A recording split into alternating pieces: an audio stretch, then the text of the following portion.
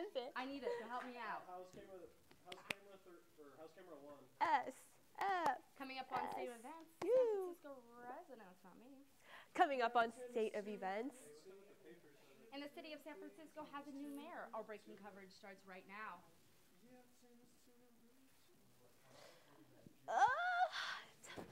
not nervous, are you? 3, 2, 1.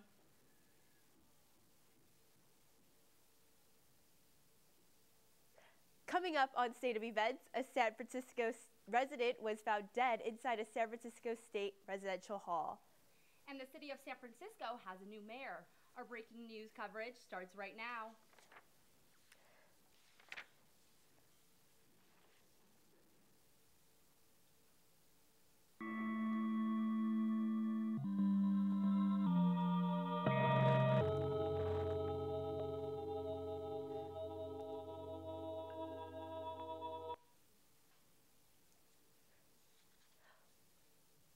Welcome to State of Events. I'm Lauren G. And I'm Jessica Mojinier.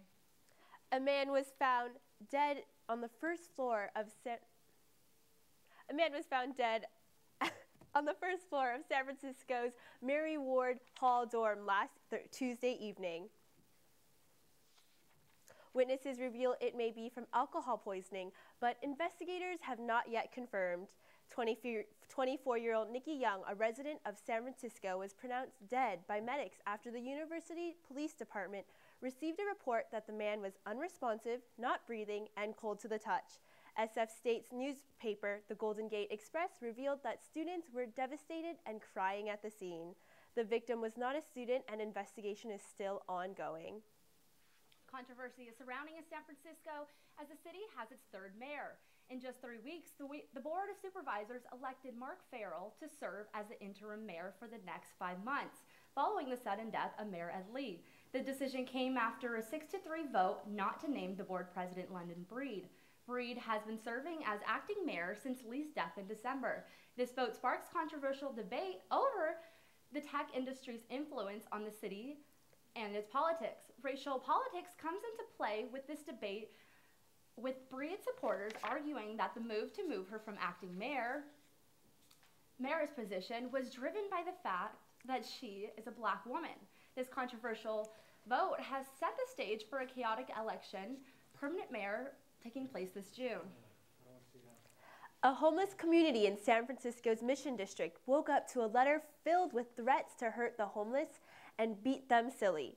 Kelly DeLeon sits down with Sketch, a homeless man living in the Richmond District who is no stranger to angry residents.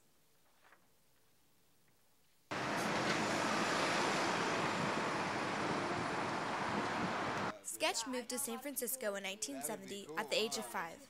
Now in his 60s, he calls the Richmond District his home and has been homeless for about 6 years. There's so many different types of homeless people out here. You got people that lose their home, people like me that want an education and can't work at the same time. So what do you choose? Education. You get a better job. You got people that just want to be homeless, and you got people, abused women that have no choice but run. Although the city's budget increases each year to help the homelessness problem in San Francisco, more tent camps seem to be popping up, and residents aren't happy. Unless you've been out here, you know. If you haven't been out here, don't criticize nobody. Don't judge them, don't nothing, because you don't know what they're going through. Recently, Leilani Farhar, an independent expert on adequate housing for the United Nations, made a trip to San Francisco and was appalled at the lack of human rights homeless people were given. Being homeless is it's like you spend more energy trying to survive, find food, and everything, and then you worry about your academics. The increase of living in San Francisco, mixed with minimum wage, has forced many people to live out on the streets. But there are also many people like Sketch who are keeping a positive outlook. In San Francisco, I'm Kelly DeLeon with State of Events. If you drive in the Bay Area, you know the struggle is real to find parking. But now it's going to get a lot worse. Verani Kutzervong drives through the surge meter parking. The new meters will accept credit cards and SFMTA parking cards. Parking time limits. Get ready to empty your pockets because demand response pricing is here to stay in San Francisco. The new surge system charges drivers up to $8 an hour for parking during bustle hours. All 28,000 meters are affected by the change. MTA official says the revision encourages riders to use other forms of transportation, like biking or Muni. Reactions to the changes are mixed. I don't really think that making it more expensive is going to benefit drivers. It'll probably benefit the city, but yeah, I'll probably take public transportation. Now there is a little bit of good news. During the early season, prices will go up to as high as $3 an hour. But come baseball season, expect to shell out $8 an hour for that parking spot. For now, pay up or start thinking of other ways to get around. In San Francisco, I'm Veroni Kunservong for State of Events. For all our commuters out here in the Bay Area, we have some good news. Repairs are being made to the new $2 million BART Cars. Less than 2 weeks after making their debut, 2 of the new BART cars are visiting the repair yard.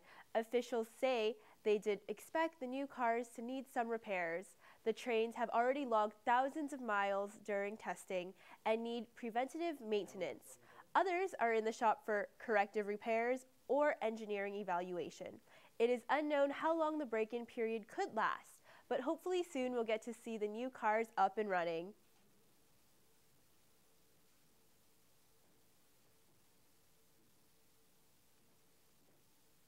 More than 20,000 sex offenders could be released on parole from California prisons. A Sacramento judge ruled they cannot be exempt from Proposition 57. This proposition moves up parole consideration of nonviolent offenders who have served the full term of their sentence. These changes are said to improve inmate behavior and create safer prison environments for inmates and staff. Instead, this proposition could send home criminals who have committed sex crimes that are lesser than violent felonies. Governor Jerry Brown promised voters that all sex offenders would be excluded. Sacramento Superior Court Judge Alan Sumner's ruling is a setback to sexual assault survivors everywhere, as well as for those who drafted Prop 57.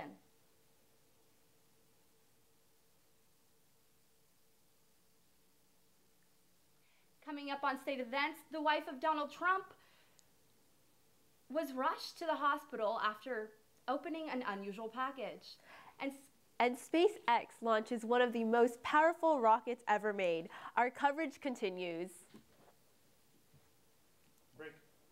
And then Jessica, just don't move too much. You said the wife of Donald Trump, and you forgot Junior. And then you said 20 sex offenders instead of 20,000 sex offenders. I said 20,000? Yeah, I know you didn't say 20,000. You fucking killed it, bro. Yeah. Wait, so is it me? I'm so bad at when it's me. You're saying to come back? Yeah, I guess so. 15 seconds. Yeah. And then you're going on. So usually when I say my package, I look down. 5, 4, 3, 2.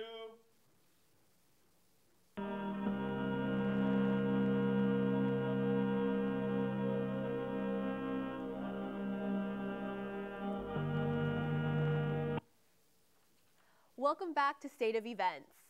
And Tuesday's news is just getting started.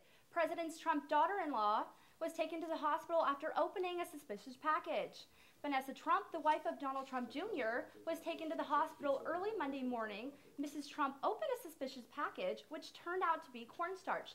The NYPD says that the initial test did not indicate whether the powder was harmful, but they are continuing to test the substance. Vanessa Trump and 2 others, including her mother, have not been hospitalized, but are being tested at the hospital for safety precautions.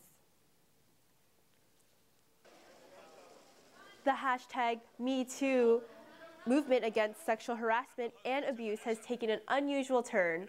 A San Quentin State Prison inmate was turned into a sex slave by a female prison instructor. William Cordoba, who is serving a life sentence for a crime committed in 1981, sued vocational instructor Sylvia Pulido. He claims that she coerced him into trading sex acts to obtain a lawyer to get out of prison. Cordoba says the abuse began in 2010 when he became a clerk for Pulido, who taught janitorial skills at the prison. Cordoba's attorney, Julia Allen, says, all people have a right to be free from sexual abuse. That includes women, men, and that doesn't change because the person is incarcerated. After a 6-month trial last month, juniors awarded Cordoba $65,000. There's a new form of technology that does not need a human operator. Gabby has the inside scoop. That's right, a new wave of technology is upon us, and this time it involves cars. But not just any cars. Let's take a look at one Bay Area company that is on the edge of the self-driving revolution. You might know self-driving cars are test driving in close proximity. It's hard not to notice a car with a spinning tassel of lasers speed by in the San Francisco area. Ford, Toyota, Nissan, and Honda all have self-driving car projects. Since 2009, local Bay Area company Waymo has been working behind the scenes, testing cars on public roads and simulated courses. A 12-month DMV report shows Waymo documenting more than 300,000 miles in over 20 cities across the United States. The cars are still far from perfect. Test driving shows more than 60 cars disengaged during practice runs. This means the safe operation of the vehicle requires the test driver to switch from self-driving mode back to manual control of the car. Waymo's mission is to make it safe and effortless for drivers to move around. As testing continues, self-driving cars seem to rely less on humans than ever before. I don't know about you, but it's definitely going to take more time and money before I hop in the back seat of a driverless car. Back to you guys at the desk.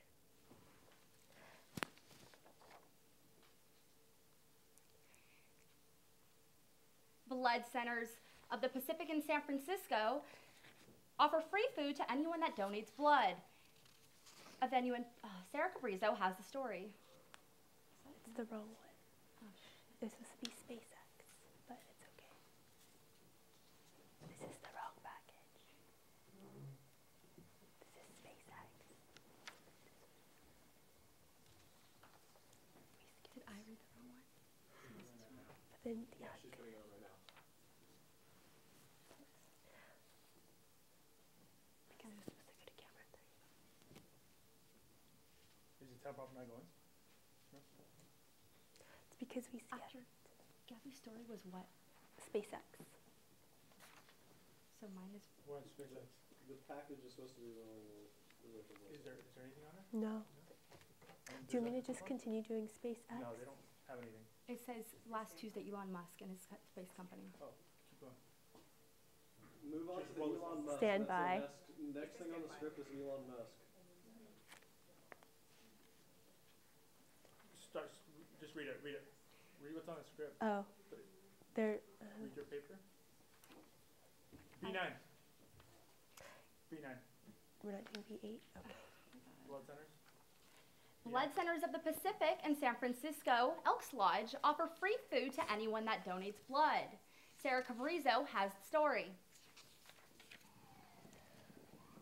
Inside an old building in downtown San Francisco, people are gathering to save lives.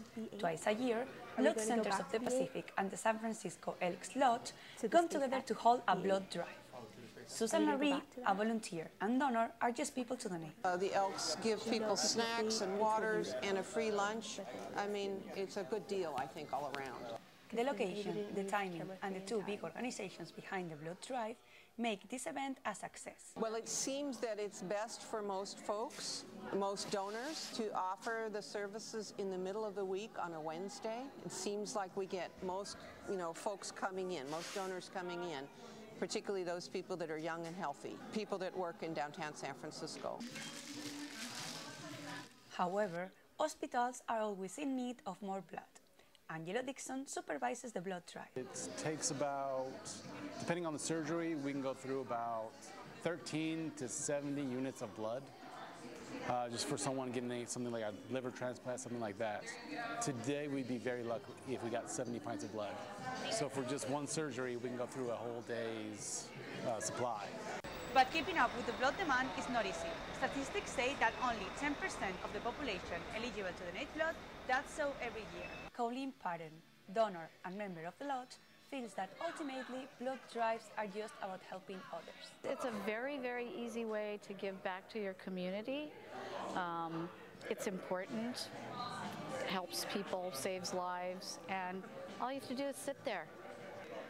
In San Francisco, this is Sara Cabrerizo for State of Events.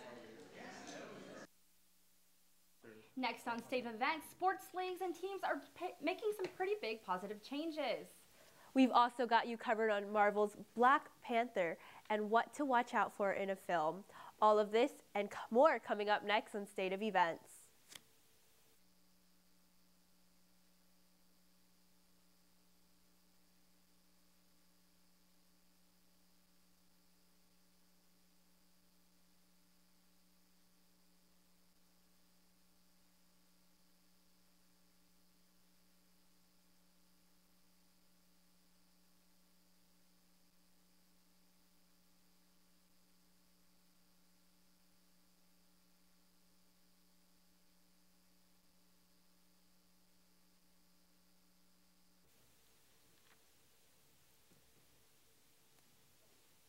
Basketball is in full swing with major events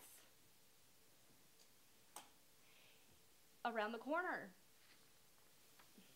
While teams are making a few changes, Britta Larsa is standing by in the studio with more details.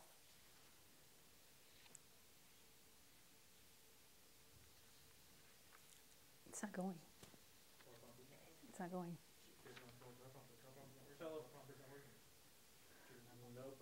Nope. It's just stopped.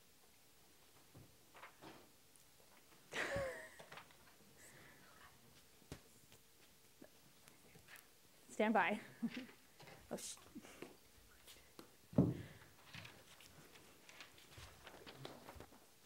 NBA All-Star Game will be taking on a new format this year.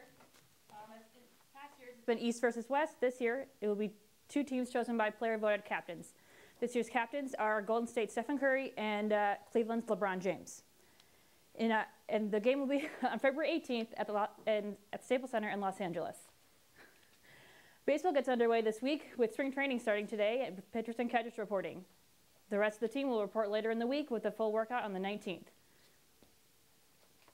The 49ers have made a big move this offseason in signing quarterback Jimmy Garoppolo to a 5-year, $137 million contract, making him the highest paid player in NFL history.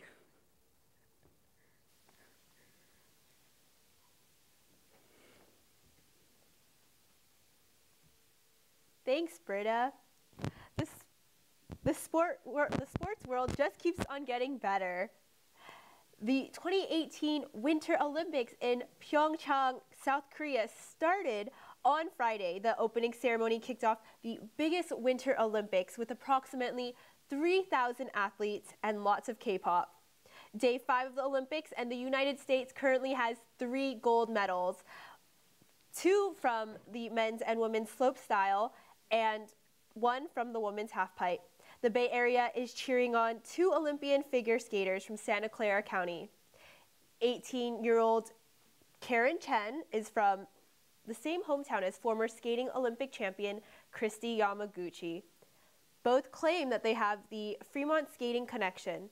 17-year-old Vincent Zhao is the youngest competitor on the U.S. team from Palo Alto. Both athletes have national championship titles, and you can watch both of their figure skating performances at the Olympics this week. questions were raised about emotional support animal policies after a woman was denied her peacock on board of a state events reporter. A state events reporter, Karen Rios, has the story. San Francisco State allows its residential communities to have emotional animal support with the Disability Programs and Resource Center. Unlike United Airlines, no one has tried to bring a peacock to the communities.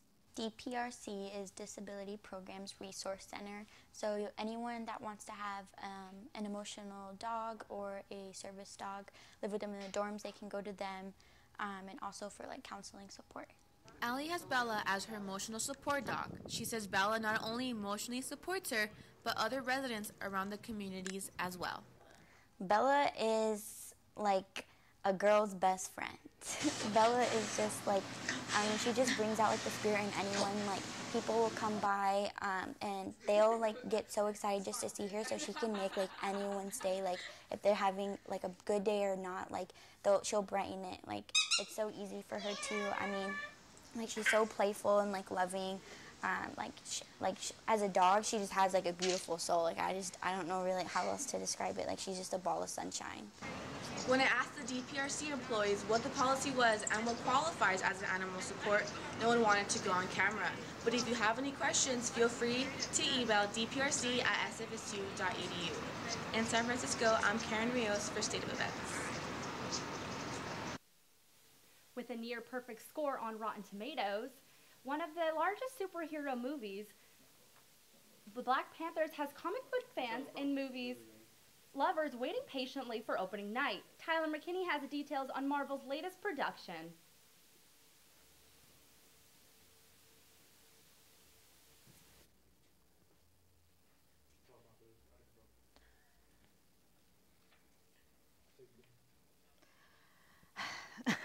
This highly anticipated February film is unlike anything we've ever seen before. Saturated with striking Afrofuturism and bold prints, Black Panther is more than a movie, it's a cultural event. You may recognize a few faces starring as Wakanda warriors and Black Panther himself. It's safe to say that the predominantly Black cast, featuring Lupita Nyong'o, Chadwick Boseman, and Michael B. Jordan, has caught our attention. Director Ryan Coogler is giving us all a look into Wakanda, an independent modern African nation beyond the rest of the world in technology, culture, and fashion, apparently. The movie is expected to make over $150 million opening weekend. It is Black History Month, and what better way to celebrate than with an inspiring and uplifting film like this. Black Panther will not only entertain audiences everywhere, but is also expected to change the way children of color see themselves. Inclusion is very important. The hashtag Black Panther Challenge circulating on social media is raising money to send young kids to see the film in theaters. To see a superhero on the big screen that looks like you is very, very important. Inclusion is, it's beyond the, If you haven't gotten your tickets by now, you may want to hurry. Pre-sale tickets are flying off the shelves so fast, Lupita couldn't even get her hands on one. February 16th is approaching, so reserve your seat and buckle up. We're going to take a trip to the world of Wakanda. I'm Tyler McKinney. Back to you ladies at the desk. Thank you, Tyler. Red-headed Afro emojis are coming our way. Last Wednesday, the Unicode Consortium, a nonprofit that sets the global standards for emojis, announced more than 150 new emojis will be added to iOS and Android devices.